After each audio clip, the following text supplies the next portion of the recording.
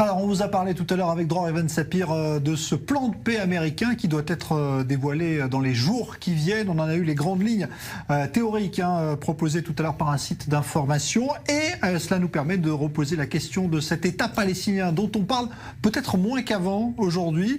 Ce qui est d'ailleurs un petit peu le titre accrocheur de votre livre. Stéphane Amar, bonsoir. Merci d'être là. Vous êtes journaliste, vous êtes l'auteur donc de ce livre qui s'intitule « Le grand secret d'Israël ». Pourquoi il n'y aura pas d'État palestinien ? C'est aux éditions de l'Observatoire et on va en parler avec vous, tout comme Denis Charbit qui nous rejoint. Bonsoir, vous êtes professeur de sciences politiques à l'Université ouverte d'Israël et tout cela nous amène à nous demander finalement si ce titre, c'est quoi? C'est une information dont vous avez eu la primeur et que vous livrez, ou est-ce que vous êtes arrivé à cette conclusion par un fil d'événements, voilà, Stéphane? C'est une conviction, disons, que j'ai acquis au fil des années. Ça fait 15 ans que je suis journaliste dans la région, que je me rends sur le terrain, que je rencontre des Palestiniens, des Israéliens. Et je suis arrivé à la conviction que le partage est impossible, que les deux peuples veulent à peu près le même terrain, qu'en fait le partage c'est l'option du faible, ça l'a toujours été, c'est Israël dans un premier temps, maintenant ce sont les Palestiniens, mais qu'en fait il n'y a matériellement plus de possibilité de diviser le territoire et surtout plus de volonté, il n'y a jamais eu d'ailleurs de volonté de part et d'autre de segmenter le territoire en deux, donc je pense qu'il n'y aura pas d'État palestinien et qu'Israël, parce que c'est maintenant la partie la plus puissante de ce conflit, est en train de préparer l'annexion de la Cisjordanie. C'est aussi votre sentiment, il est plus réaliste de parler d'un État palestinien aujourd'hui ? C'est vrai que les chances de cet État palestinien à côté d'Israël, ces chances-là sont de plus en plus, je dirais, réduites, surtout que la mauvaise volonté du côté du gouvernement Netanyahou est nettement plus claire qu'en 2009, lorsque Netanyahou parlait de deux États, le fameux discours de Bar-Ilan. Ce qui est assez intéressant, c'est que, et j'imagine que vous les citez, dans les années 80 déjà, un géographe et un ancien vice-maire de Jérusalem, Meron Benvenisti, disait, à la gauche, il était de gauche, il disait « Arrêtez de penser que vous allez pouvoir partager etc. Il n'y aura pas d'État palestinien. Il y a 3 ou 4 ans, un négociateur franco-palestinien, Ziad Klo, écrivait un livre qui s'appelle « Il n'y aura pas d'État palestinien » pour dire du côté palestinien, ne vous faites pas d'illusions, les Israéliens n'en veulent pas et il n'aura pas lieu. Donc c'est dans l'air, donc en ce sens c'est pas un secret d'État, mais c'est vrai que cette conviction est de plus en plus partagée et je dirais que peut-être celui qui lui a donné, je dirais, sa légitimité, c'est le fameux Donald Trump, pour ne pas le citer, lors de la première visite de Netanyahou aux États-Unis, il a dit un État, deux États, l'essentiel c'est que vous trouviez une solution. Et d'une certaine manière, il a enlevé voilà, cette chape de plomb qui pesait sur une autre solution que celle des deux États pour deux peuples. Ouais, c'est-à-dire que vous allez, dans votre livre, finalement, à cette conclusion, vous allez plus loin que ce simple titre, il n'y aura pas d'État palestinien, mais il y aura à la place un État binational. Pour vous, c'est une certitude, on s'oriente vers ça? Alors je préfère le terme d'État unique, il y aura un seul État. Pourquoi? Parce que ce ne sera pas un État binational au sens où les deux nations seront à égalité, ce sera plus un État, à mon avis, dans la configuration d'Israël dans ses frontières de 67, c'est-à-dire qu'il y a un État, il y a une minorité arabe relativement importante, 20% de la population, elle a des droits, elle est représentée à la Knesset, elle peut même servir dans l'armée, elle est très présente de plus en plus dans la police par exemple, et elle est intégrée au sein de cet État, un État juif et démocratique.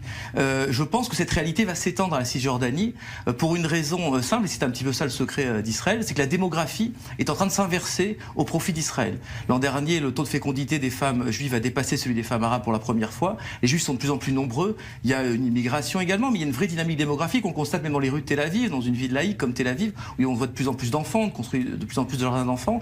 Donc Israël va pouvoir, si vous voulez, étendre sa souveraineté. Et c'est d'ailleurs dans le plan de plusieurs personnalités de droite, comme Naftali Bennett ou la vice-ministre Rotoveli des Affaires étrangères, va étendre progressivement sa souveraineté sur la Cisjordanie, sachant que Gaza est sorti de l'équation avec Ariel Sharon, puisqu'en 2005, Ariel Sharon sort 7000 colons de Gaza, mais en même temps, il sort 1,5 million de Palestine. De l'équation démographique, on le voit bien, Gaza est en train de devenir un État indépendant.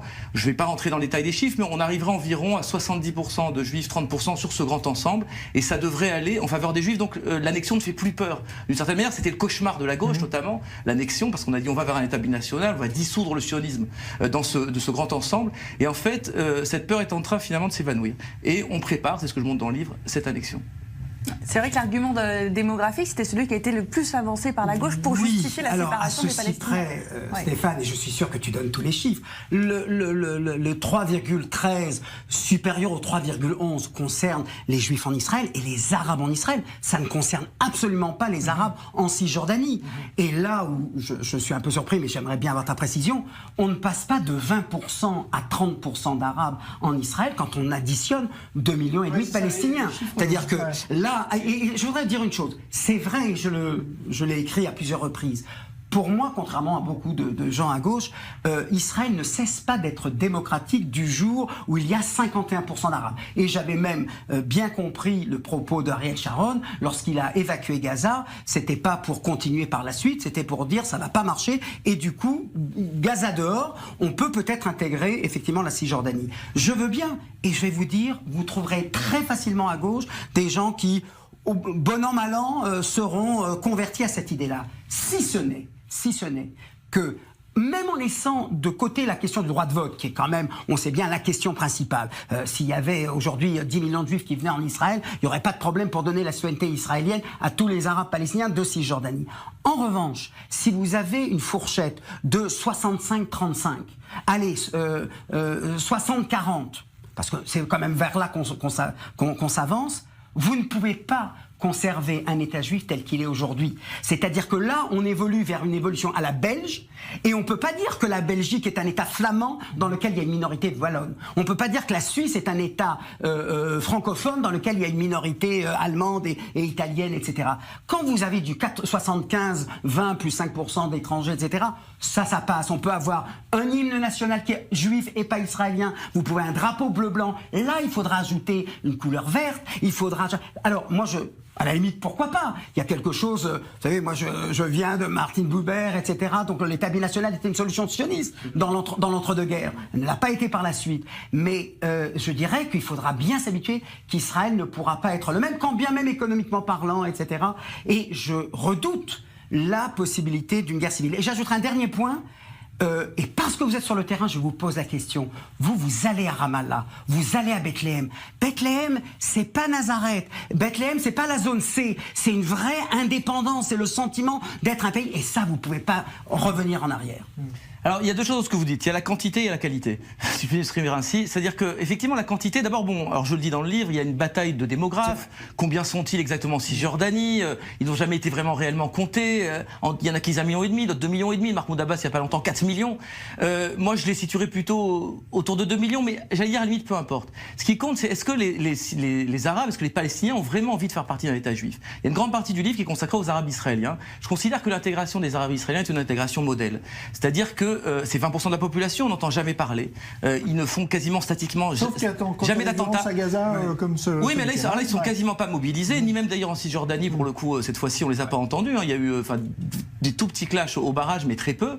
Le numéro 2 d'Apple dans le monde, c'est un arabe israélien, du Ternion, Sami Srouji. Il y a des arabes qui sont représentés à la Cour suprême. Il y a des arabes qui sont des grands médecins, des directeurs d'hôpitaux, des directeurs d'universités. Il y a une véritable intégration, et je pense, moi j'en suis convaincu, contrairement à ce qu'on peut entendre dire, qu'il y a une volonté des arabes israéliens de s'intégrer véritablement dans l'État d'Israël, parce qu'ils y trouvent leur compte. C'est un État démocratique, et en même temps c'est un État qui garantit leur identité. Et on ne discute pas en Israël de la hauteur des minarets, ou est-ce qu'on porte le voile si on représente un syndicat étudiant ou non. C'est quelque chose qui est complètement admis. À quoi il ressemblera la Knesset? Alors la Knesset, d'abord, il faut remarquer qu'il n'y a que 10% de députés arabes à la Knesset, alors qu'il y a 20% d'arabes israéliens dans le pays, donc ils ne votent pas tous pour des députés arabes. Beaucoup s'abstiennent, beaucoup votent pour des partis sionistes aussi. Il y a des arabes dans tous les partis sionistes, dans le parti travailliste et également au Likoud. Donc c'est pas parce qu'on est arabe finalement qu'on va faire tel ou tel choix de société. On peut très bien être arabe, il y en a de plus en plus, et soutenir le droit d'Israël à exister en tant qu'État juif, avec un drapeau juif, un hymne national, etc. Oui, c'est ça toute la question, et vous le prouvez d'ailleurs dans votre livre, que c'est aussi un conflit qui est devenu religieux, et c'est en cela qu'il est insoluble aujourd'hui. Absolument. Alors, il y a une dimension religieuse qui a été complètement, si vous voulez, oubliée par Oslo. C'est, je pense, une des grandes raisons de l'échec d'Oslo, c'est qu'on a mis cette dimension religieuse sous le tapis, comme si c'était rien. Alors même que les accords d'Oslo ont explosé sur une question éminemment religieuse, c'est la question du mont du Temple. Je raconte dans le livre, le conseiller d'Arafat, Arekat, raconte que c'est parce qu'Arafat a dit à Clinton qu'il n'y avait jamais eu de temple juif et que les juifs n'avaient aucune légitimité à Jérusalem, que Clinton a rompu les négociations. Donc le conflit est éminemment religieux. Mais donc on voit bien qu'on est loin du simple point de vue démographique ou même démocratique. On est dans quelque chose de complètement existentiel. Et c'est d'ailleurs pour ça que le partage ne marche pas. C'est parce que les Arabes palestiniens, quelque part, sont plus attachés à Yafo, là où on se trouve à Jaffa, qu'à Ramallah ou qu'à Naplouse. Et les Juifs sont de plus en plus attachés à Hébron ou à Jérusalem qu'à Tel Aviv.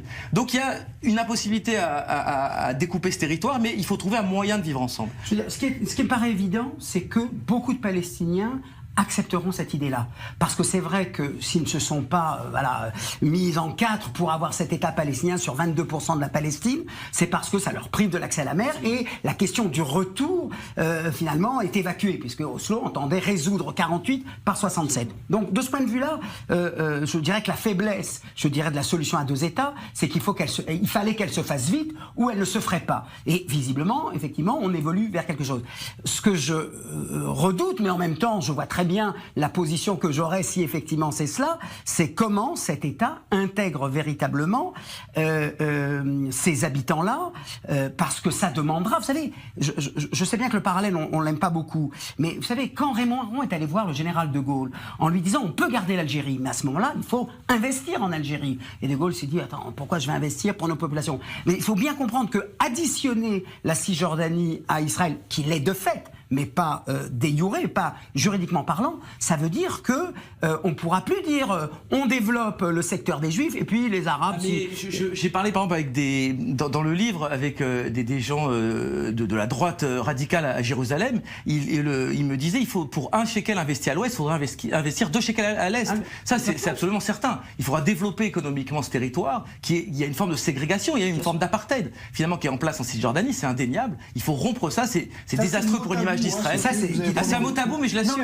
Non mais ce que je veux dire, c'est est-ce qu'à votre avis, on peut garantir que si on est sur cette solution d'un seul État, on évitera de tomber dans ce... Mais on est dans un apartheid actuellement. Si vous avez un territoire où il y a 2 populations qui vivent, certaines ont des droits, d'autres ne l'ont pas. Vous vivez à Meladoumim, c'est-à-dire en Cisjordanie, vous avez le droit de vote, vous pouvez vous déplacer librement. Vous vivez à Boudis, à 2 km de là, juste en face, vous n'avez rien de tout ça. Donc il y a un véritable état d'apartheid, c'est évident, il faut le rompre. La grande différence avec l'Afrique du Sud, c'est le rapport démographique. Les Blancs étaient 10% d'Afrique du Sud. Ils sont, on va dire ici, plus de 60-70%, si on peut faire ce parallèle. Et les réfugiés, parce que la vraie question, là où ça chopera, c'est la question des réfugiés. Est-ce que les réfugiés pourront revenir? S'ils ne reviennent pas, alors, vous allez voir, il n'y aura pas un accord autour de cet État unique, mais ça n'empêchera pas, effectivement, unilatéralement... Il faut aussi les compter. Hein. Vous avez vu dans Arrest, il n'y a pas longtemps, on sait qu'il y avait 500 000 réfugiés au Liban. Finalement, il y en a 127 000, je crois, quelque chose comme ça. Donc, il y a aussi, effectivement, un point à faire. Ce sera un problème extrêmement... C'est sans doute, je pense, le problème le plus difficile des réfugiés, encore plus difficile que celui de Jérusalem. On ira vers la confédération israélo-jordano-palestinienne. Parce qu'avec la Jordanie, on aura de l'espace pour Toulouse. Yossi Beline, qui est un des artisans des accords d'Oslo, est favorable maintenant à une confédération comme à Aleph Bet Yehoshua dans son dernier article. Donc il y a une véritable évolution, c'est ce que j'écris dans le livre. L'absence d'enthousiasme du côté palestinien, ils y allaient un peu à reculons, ils apparaissaient comme des traîtres. Du côté israélien, le sentiment qu'on a tellement investi, etc. Et finalement, avec le changement démographique à l'intérieur de la population juive, effectivement, donne du crédit. Je veux dire, c'est l'extrême gauche qui ce soir, enfin, si elle pouvait lire votre livre en français, se réjouirait. Et c'est vrai qu'à l'extrême droite, Rivlin le premier, le président de l'État, lui, bien sûr. Rivlin dit dans le livre, on était 60 000 en Israël quand mon père est arrivé, ou quand mon père est né, 600 000 quand je suis né. Voilà. Maintenant 6 millions, donc je ne doute pas qu'on sera 15 millions, qu'on pourra absorber les Arabes de Cisjordanie. Un dernier mot sur le plan de paix américain qui est proposé là aujourd'hui, dont on a les grandes lignes. Il n'est pas du tout dans cette ligne-là. Hein. Il parle d'un État palestinien avec Abu Dis. Ça vous paraît complètement utopique? Non, moi je pense pas que ce soit... Ce qu'il y a, c'est qu'il arrive au moment d'une transition. Enfin, on a toujours pensé à Israël de faire des accords de paix quand Barak était minoritaire et quand Olmert était en minorité. Là, c'est Mahmoud Abbas qui est dans un lit d'hôpital. Alors c'est vrai que le moment est mal choisi, mais je pense qu'il peut y avoir parmi les Palestiniens le sentiment que si c'est pas cette dernière occasion qui est saisie, ce sera terminé. Et à ce moment-là, ce sera une sorte d'État unique à hégémonie israélienne dans lequel effectivement les Arabes pourront trouver. Ça peut être une solution. Mais à condition effectivement que ce soit dans un sens de l'intégration Et là, après tout, la réunion des fils d'Abraham, effectivement, là, pour le coup, le discours religieux peut favoriser cette union-là. Que Dieu vous entende. Devenant de ma part. On lira votre livre, Stéphane Amar, donc Le grand secret d'Israël, pourquoi il n'y aura pas d'État palestinien. Merci à tous les deux, Denis Charbit également, d'être venu nous éclairer sur un sujet évidemment qui est loin d'être résolu.